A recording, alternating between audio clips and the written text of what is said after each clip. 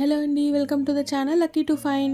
చపాతీ పరోటా పుల్కాలోకి చాలా టేస్టీగా ఉండే చోలే మసాలా అంటే శనగలతో కర్రీని ఎలా చేయాలో చూద్దాం.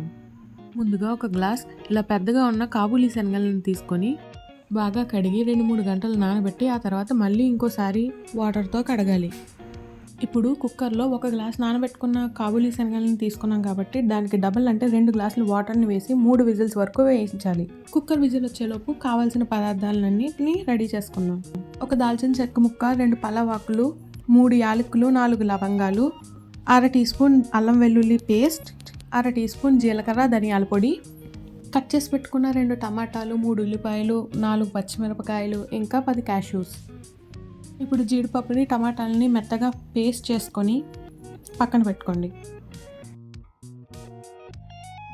స్టవ్ మీద మీడియం ఫ్లేమ్లో కడాయి పెట్టి 3 టేబుల్ స్పూన్ల వరకు ఆయిల్ వేసి మనం ముందుగా పక్కకు తీసుకొని పెట్టుకున్న స్పైసెస్, అల్లం వెల్లుల్లి పేస్ట్ పచ్చివాసన పోయే వరకు వేగించుకొని ఉల్లిపాయలు, పచ్చిమిరపకాయలు, పలావాకులు వేసి గోల్డెన్ బ్రౌన్ వచ్చే వరకు వేగించుకోవాలి.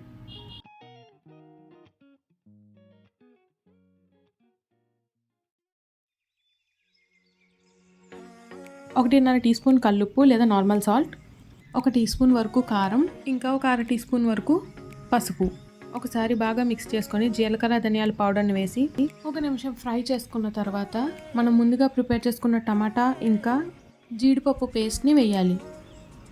ఈ మిశ్రమాన్ని ఒక 2-3 నిమిషాలు బాగా ఫ్రై చేసుకున్న తర్వాత ముందుగా ఉడికించుకొని పక్కన పెట్టుకున్న శనగల్ని ఒక 3/4 పోర్షన్ వేసి మిగిలిన పోర్షన్ని బాగా స్మాష్ చేసుకొని కడాయిలో వేసుకోవాలి.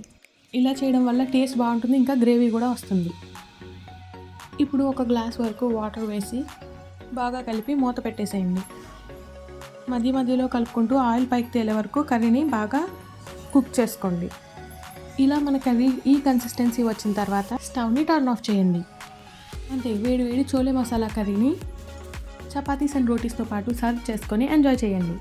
మీకు కనుక ఈ వీడియో నచ్చినట్లయితే like, share, subscribe and comment.